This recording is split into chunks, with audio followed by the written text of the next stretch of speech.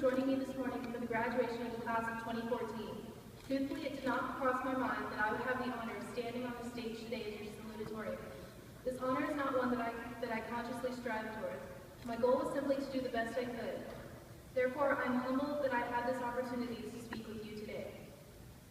I thought I should begin with a promise. This speech will be more coherent than my stories.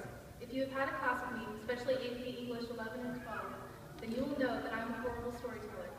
My thoughts do not fully form and end up getting jumbled when I try to speak, so I will be sticking it to paper. Senior. Many of us remember trying to pick a senior quote just a few months ago. For mine, I remember attempting to choose the craziest and most random one out there. Why?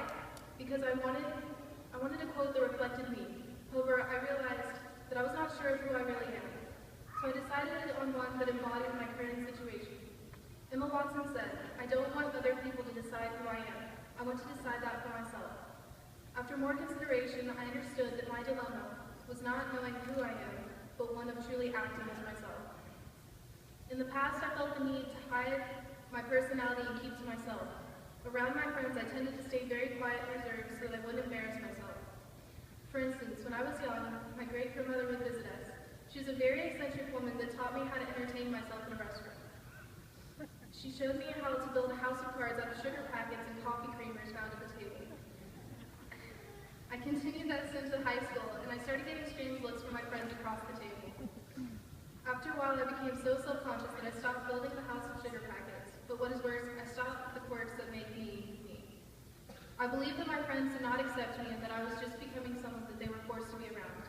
These thoughts and feelings led to many days where I was completely alone and I was miserable throughout the day. The moral of my story is, be the real you. The only way I can be myself is when I surround my people who accept me, encourage me, and are just as crazy as I am. Seniors, I encourage you to find the person whom you trust, one you are not ashamed to let see you in your strangest moments. By being me and associating with friends who accept me for me, I was finally able to decide who I am. I honestly cannot express my gratitude enough to my friends this year for accepting all of my quirks and for making this a great one. Seniors, do not give in to the opinions of others and feel as if you have to hide. Trust me, I know how easy it is to fall into the trap of thinking you need to change yourself to be like everyone else. It's not worth it. Psalm 139, 13 through 14 states, "For you created my inmost being, you knit me together in my mother's womb. I praise you because I am fearfully and wonderfully made. Your works are wonderful, I know that full well." There's a reason God went to great lengths to make us all different, and we must honor him by accepting ourselves for who we are and our originality. Graduates, I challenge you to discover yourself and not to let anyone make you feel ashamed of being the real you. The world needs more variety and people who stand out. Be the you that God created. Compared to his opinion of you, no one else's matters. Congratulations, class of 2014.